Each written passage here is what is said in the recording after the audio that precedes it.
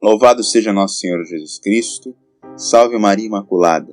Sejam bem-vindos ao canal Comentários Bíblicos Católicos. Hoje nós vamos comentar o capítulo 7, versículo 11, do livro do Gênesis. Abre aspas. No ano 600 da vida de Noé, no segundo mês, no dia 17 do mês, nesse dia arrebentaram todas as fontes do abismo e se abriram as cataratas do céu. Fecha aspas.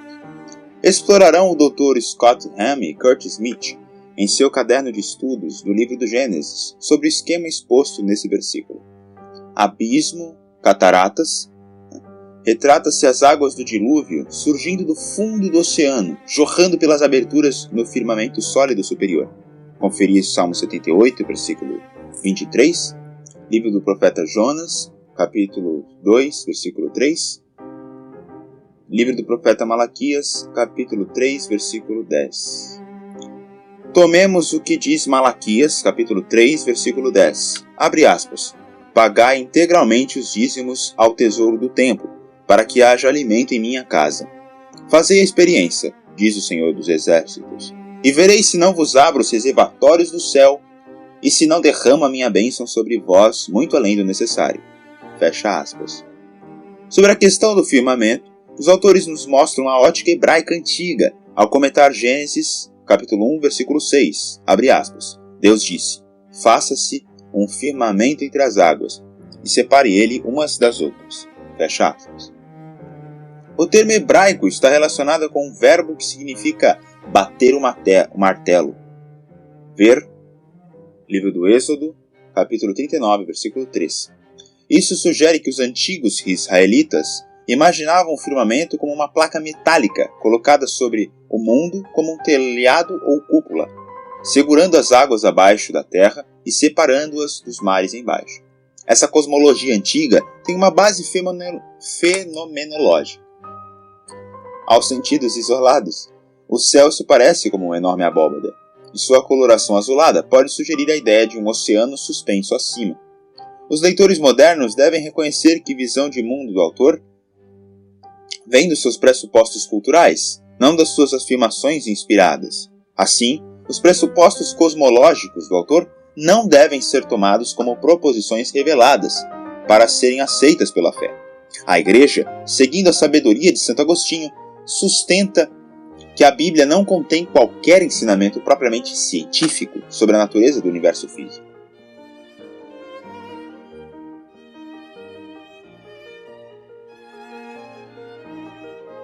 Santo Agostinho, ao comparar duas passagens da Escritura, Salmo 104, versículo 2, abre aspas, vós estendestes o céu como uma pele, fecha aspas, e Isaías 40, 22, abre aspas, aquele que estende os céus como um véu de gaze, e como tenda os desdobra para aí se abrigar, fecha aspas, no qual o céu é descrito como se fosse suspenso como uma abóbada, em seu comentário do Gênesis, livro 2, capítulo 9, falou o seguinte, abre aspas, o livro 13º de nossas confissões registra o que pensei sobre o sentido alegórico desta passagem.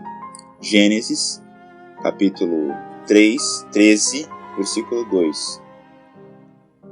Portanto, seja do modo como ali expliquei, seja que se há de entender o céu de um outro modo, como uma pele estendida devido aos impertinentes e detalhistas examinadores da exposição literal, digo isto que julgo ser claro a todos os sentidos.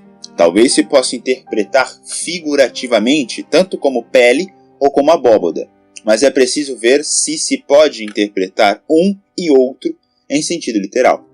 Fecha aspas. Vemos o cuidado diante da interpretação literal diante das Escrituras por parte do santo. E o Papa Leão XIII, em sua encíclica Providentissimus Deus, no número 42, descreve sobre a interpretação da Bíblia e os critérios científicos. Abre aspas.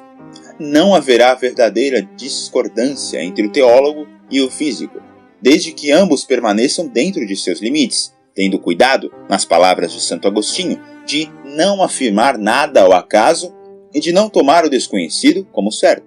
Quanto ao comportamento do teólogo, se, apesar disso, surgir uma discrepância, há uma regra sumariamente indicada pelo mesmo doutor, o que quer que nos possam mostrar com verdadeiras razões em matéria de acontecimentos naturais, provemo-lhes que não é contrário às nossas escrituras, mas o que quer que retirem dos seus livros que seja contrário às nossas sagradas letras, isto é, à fé católica, mostremo-lhes na medida do possível, ou pelo menos, acreditemos firmemente que é mais falso.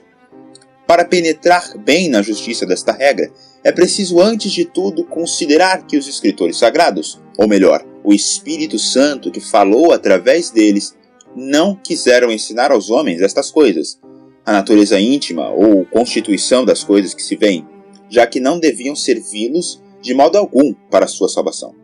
E assim, em vez de tentarem em seu próprio sentido explorar a natureza, às vezes descrevem e tratam as mesmas coisas, seja no sentido figurativo, ou de acordo com a forma de falar daqueles tempos, o que ainda hoje é válido para muitas coisas do cotidiano, mesmo entre os homens mais cultos.